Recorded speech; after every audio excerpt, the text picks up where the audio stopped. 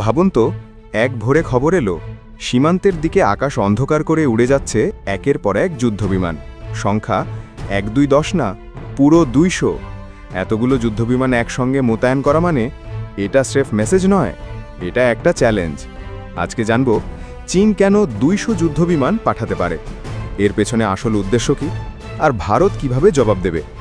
বিশ্ব রাজনীতিতে এখন চলছে ছুরি কাঁচি ছাড়া যুদ্ধ, যাকে বলা হয় পাওয়ার শোডাউন। চীন আর ভারত দুই দেশই দ্রুত হাইটেক মিলিটারি শক্তিতে পরিণত হচ্ছে, কিন্তু যখন একসঙ্গে 200 যুদ্ধবিমান সীমান্তে ওঠানামা করতে শুরু করে, বিশ্ব তখন তাকিয়ে থাকে, এটা কি যুদ্ধের প্রস্তুতি নাকি বড়সড় রাজনৈতিক বার্তা।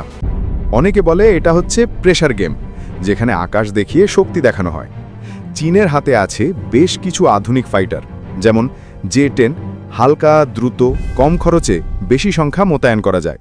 J-11 বা J-16 ভারী এয়ার সুপিরিয়রিটি ফাইটার, বড় জায়গায় এর ভূমিকা বেশি। AWCS ও রিফিউয়েলিং প্লেন, আকাশ থেকে যুদ্ধ নিয়ন্ত্রণ। এতগুলো মিলে চীন একটা বিশাল এয়ার প্যাকেজ তৈরি করতে চাইলে সেটা মানে স্পষ্ট, আমরা প্রস্তুত, আপনারাও প্রস্তুত থাকুন। এটা আর সাধারণ টহল নয়, এটা পূর্ণাঙ্গ পাওয়ার প্রজেকশন। উদ্দেশ্য এলাকা দখল নয়, মানসিক চাপ সৃষ্টি। সীমান্তে সামান্য টেনশন তৈরি করলেই রাজনৈতিক চাপ বেড়ে যায়। যুদ্ধ লাগানোর ইচ্ছে নাই, কিন্তু পরিবেশ গরম করে নিজের অবস্থান শক্ত করা, এটাই মূল উদ্দেশ্য। প্রযুক্তি দেখানো, 200 বিমান একসাথে উড়ানো মানে আমাদের লজিস্টিক, রাডার, জ্বালানি, পাইলট সবই রেডি। বিশ্বকে দেখানো যে তাদের এয়ার কম্ব্যাট সিস্টেম খুব শক্তিশালী। প্রতিবেশী দেশকে বার্তা, এটা শুধু ভারতের জন্য নয়, বরং পুরো এশিয়ার দেশগুলোকে বার্তা যে আকাশে আমরাই রাজা। নিজেদের জনগণের কাছে শক্তির প্রদর্শন। উভয় দেশের মানুষের মধ্যে জাতীয়তাবাদ বাড়ানো যায় সহজেই এমন বড়সড় মিলিটারি শো করে। চীন যদি 200 বিমান দেখায়, ভারতও চুপচাপ বসে থাকবে না। ভারতের হাতেও আছে Rafale, Su-30 MKI, Tejas MK-1, S-400 air defence system. এই সব মিলিয়ে ভারতও মিনিটে মিনিটে এমন প্রতিরোধ দাঁড় করাতে পারে যাতে আকাশে কেউই এক চুলো এগোতে না পারে। আর ভারতের সবচেয়ে বড় শক্তি কি জানেন? অভিজ্ঞতা। উচ্চ পর্বত এলাকায় যেখানে বাতাস কম, সেখানে বিমান চালানোর ক্ষেত্রে ভারতের অভিজ্ঞতা বিশ্বের সেরা। বিশ্ব রাজনীতি এখন এমন অবস্থায় যে এক দেশের আকাশে সামান্য উত্তেজনা মানেই বাজার ধস, তেলের দাম বৃদ্ধি, দেশের মধ্যে রাজনৈতিক চাপ, জাতিসংঘের মিটিং, আন্তর্জাতিক দৃষ্টির ঝড়। একটা ভুল সিদ্ধান্তে দুই দেশই ভয়াবহ ক্ষতির মুখে পড়তে পারে।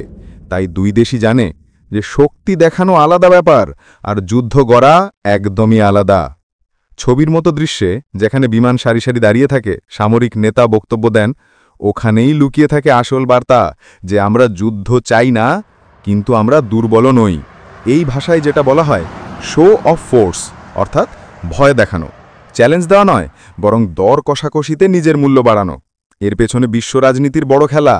এশিয়ার দুই বড় শক্তি যখন এমনভাবে সামরিক শো করে, বিশ্বের সুপার পাওয়ার দেশগুলো এটা ব্যবহার করে নিজেদের স্বার্থ হাসিল করতে, কেউ অস্ত্র বিক্রি করে, কেউ তেল, কেউ প্রযুক্তি। অর্থাৎ উত্তেজনা বাড়লে সবারই ব্যবসা বাড়ে। তাহলে কি চীন সত্যি ভারতকে সরাসরি চ্যালেঞ্জ করল? উত্তর একটাই, এই খেলাটা হচ্ছে শক্তি দেখানোর খেলা, যুদ্ধ নয়। কিন্তু তবুও এশিয়ার আকাশে 200 যুদ্ধবিমানের গর্জন বিশ্বকে থমকে যেতে বাধ্য করবে। আর আমাদের ভিডিওটি ভালো লাগলে লাইক দিন ও সাবস্ক্রাইব করুন টেকনোজাল চ্যানেলকে। সবাই ভালো থাকবেন, সুস্থ থাকবেন, খোদা হাফেজ।